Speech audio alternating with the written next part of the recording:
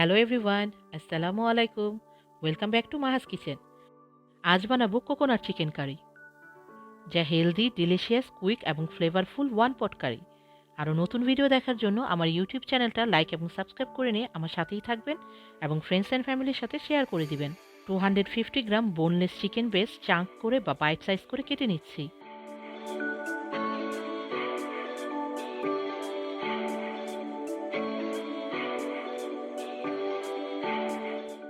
একটি প্যানে অ্যাড করে দিচ্ছি 3 টেবিল স্পুন অয়েল। অ্যাড করে দিচ্ছি একটা লার্জ অনিয়ন স্লাইস করে কাটা। অনিয়নটা হালকা সফট হয়ে গোল্ডেন না হওয়া পর্যন্ত কুক করে নিব। অনিয়নটা সফট হয়ে গিয়েছে। অ্যাড করে দিচ্ছি কেটে নেওয়া চিকেন ব্রেস্টগুলো, 1 tablespoon garlic ginger paste, 1 teaspoon curry powder, 1 teaspoon chili powder, half teaspoon garam masala powder এবং 1 টিস্পুন সল্ট বা স্বাদ মতো লবণ।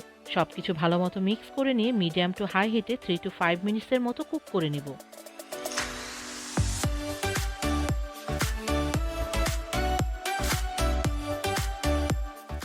এবার অ্যাড করে দিচ্ছি 200 গ্রাম কোকোনাট মিল্ক, হাফ টি স্পুন সুগার এবং কোকোনাট মিল্কের বলে হাফ কাপ ওয়াটার মিক্স করে অ্যাড করে দিচ্ছি। সব কিছু মিক্স করে নিয়ে চিকেনটা ফুললি কুক না হওয়া পর্যন্ত বা 10 to 15 মিনিটের মতো চিকেনটা লিড দিয়ে কুক করে নিব, তবে মাঝে মাঝে নাড়াচাড়া করে দিব।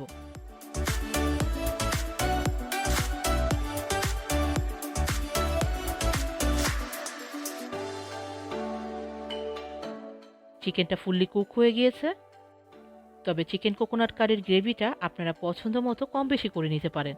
এবার নামিয়ে নিব।